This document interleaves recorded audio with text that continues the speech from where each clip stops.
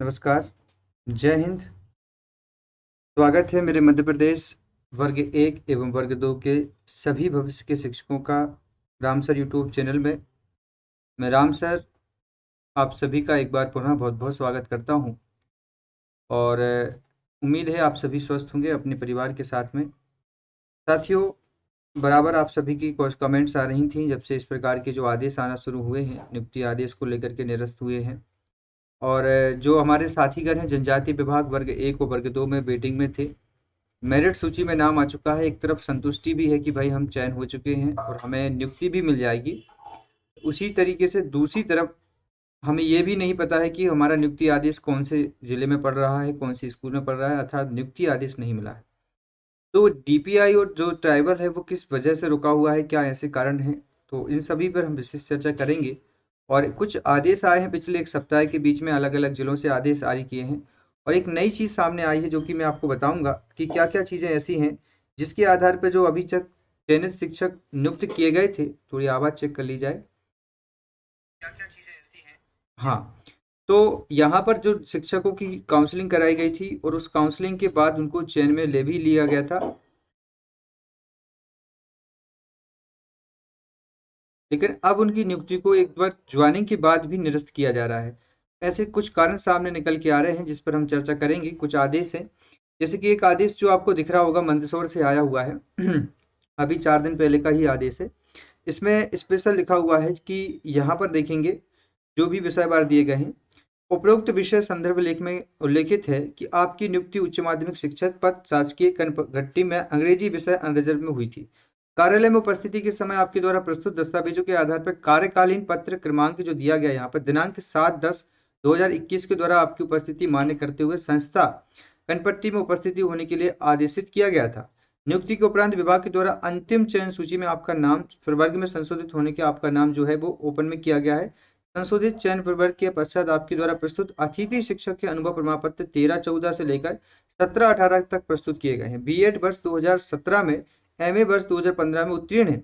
इस प्रकार अतिथि शिक्षक में अध्ययन के कार्य करते हुए आपके द्वारा, ध्यान रखिए, लिखा हुआ है कि बीएड एवं एमए किया गया है, अतः आप अतिथि शिक्षक का अनुभव 3 वर्ष और 200 दिन पूर्ण नहीं किया होता है, अतः आपकी उपस्थिति तत्काल प्रभाव से निरस्त कर दी जाती है। एक आदेश आपने ये देखा। इसके बाद एक आदेश और मैं आपको बताता हूँ, देखिएगा। एक आदेश ये आया था और यहाँ पर एक आदेश आप लोग देखेंगे ये वाला जो राजगढ़ से आया था, ठीक है। इस राजगढ़ वाले आदेश में भी यही चीज़ में संबंधित की गई है कि इसमें नाम भी बताए गए हैं, कैटेगरी भी बताई गई है। और ये अमरगढ़ हिंदी से विषय में थे, पिंकी अहरवाल जी थी, तो इनके विषय में भी ये पर्टिकुलर आदेश को जारी किया गया है।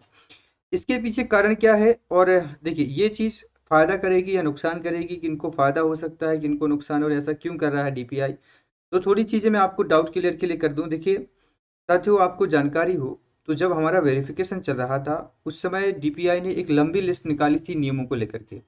तो तात्कालिक रूप से एक निश्चित समय किया गया था कि इसके बीच में सब लोगों की काउंसलिंग कराई जाए, और उस काउंसलिंग के दौरान कई जिलों में ऐसा किया गया है कि नियमों को देख रेख या अनदेखी करते हुए कई अभ्यर्थी जो इस वजह से होल्ड या रिजेक्ट हो रहे थे, एक ही डिग्री में, एक ही सत्र में 2 डिग्रियां हो रही थी, तो इनको रख लिया गया था। इतना विचार उन्होंने नहीं किया, ना डॉक्यूमेंट्सों को इतनी बारीकी से देखा। तो डीपीआई ने जब दोबारा से इसकी जांच की तो ऐसा निकला कि कई जिलों में जिनका होल्ड या रिजेक्ट होना है वो अभी पहली सैलरी तक ले चुके हैं। तो ऐसा कहा है देवास में, उन्होंने बताया है कि आयुक्त महोदय लोक शिक्षा के निर्देशानुसार नवनियुक्त उच्च माध्यमिक और माध्यमिक शिक्षक अभिलेखों का परीक्षण निर्धारित स्वरूप में किया जाना है। इस कार्य हेतु दल गठित किए गए हैं।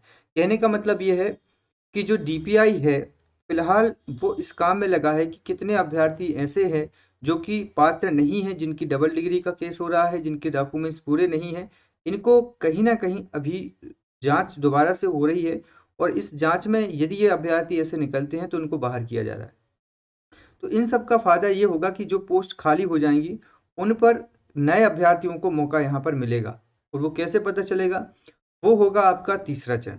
दूसरे चरण में तो केवल मात्र यहाँ पर जो वेटिंग वाले साथीगण हैं इनको ही लिया जाएगा। जिन्हों की होल्ड या रिजेक्ट किया गया था पहले चरण की काउंसलिंग के दौरान, उनको हो सकता है कि आपत्ति फॉर्म में यदि उनका संशोधन हुआ है और आपत्ति फॉर्म में उनकी जो करेक्शन सही किया गया है, तो आप लोगों का दूसरी वेटिंग में जो काउंसलिंग होगी या दूसरी काउंसलिंग होगी, उसमें आपका नाम आने की पूरी उम्मीद है। ठीक है।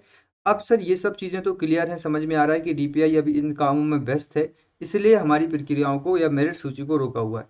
बट सर फाइनली क्या होगा, कब तक नियुक्ति आदेश आने की शंका है, कब तक आ सकते हैं? क्योंकि मैं आप लोगों से जुड़ा हूँ और बहुत परेशान रहता हूँ मैं भी इन चीज़ों को देखते हुए कि आप काफ़ी समय से आप लोगों को लग रहा होगा कि सर वर्ग 3 में इतने व्यस्त हो चुके हैं कि वर्ग 1 और वर्ग 2 वालों की कोई ख्याल नहीं है या कोई चर्चा नहीं हो रही है।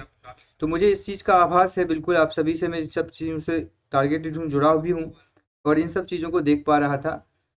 लेकिन साथियों ये है कि फिलहाल वर्ग 2 की बात करें, जनजाति विभाग के जो साथीगण हैं नियुक्ति आदेश का वेट कर रहे हैं। देखिए ये बिल्कुल स्पष्ट हो चुका है कि चुनाव की आचार संहिता के दौरान आप लोगों को नियुक्ति नहीं मिलेगी।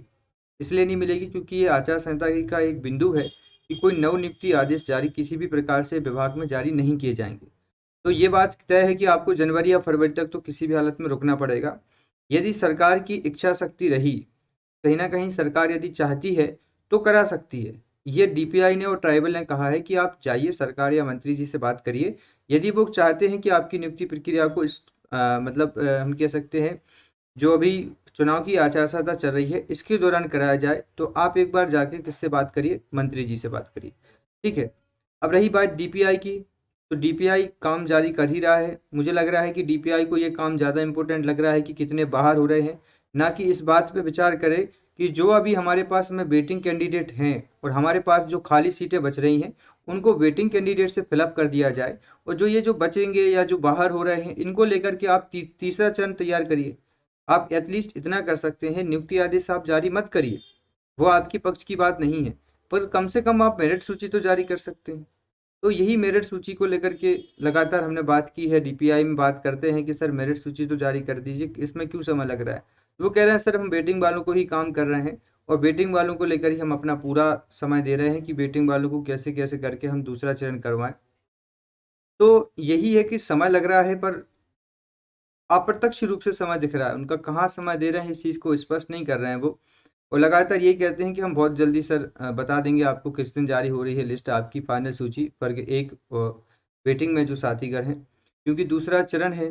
तो यही है हमारी उम्मीद, आंखों के सामने एक बार नाम देख लें इस सूची में कि भाई नाम आ गया है फाइनल सूची में, उसके बाद हमें एक सांत्वना मिल जाएगी कि भाई हम सिलेक्टेड हैं। ठीक है। पर एक बात तय रखिए कि सभी लोगों को नियुक्ति मिलेगी, चाहे वो वेटिंग वाले हों, चाहे वो नियुक्ति आदेश में इनको नहीं मिला है, क्योंकि सबकी पोस्ट जितनी भी पोस्ट निकाली हैं उन सभी पोस्टों पर नियुक्ति भी कराई जानी है। बट बीच में एक बात है कि वो है समय। ठीक है, तो समय थोड़ा सा लग रहा है, तो इस बात को आप थोड़ा वेट करिए साथीगण। और यही बात आप सभी के बीच मुझे बतानी थी। सर जी वर्ग 3 में फर्स्ट ईयर वाले नहीं भर सकते जी, साक्षी जी कोई वर्ग 3 में कम से कम आप लोगों का जो फोर्थ सेम होना अनिवार्य है। तो कुछ यही बातें मुझे आपके बीच साझा करनी थी, तो प्लीज़ आप लोग थोड़ा सा वेट कर सकते हैं तो करिएगा, क्योंकि अब समय उतना बचा नहीं है। बहुत जल्द ही आप लोगों को मेरिट सूची मिल जाएगी जिसमें आपका नाम होगा। ठीक है। तो चलिए, धन्यवाद आप सभी मित्रों का, साथियों का। जय हिंद, वंदे मातरम।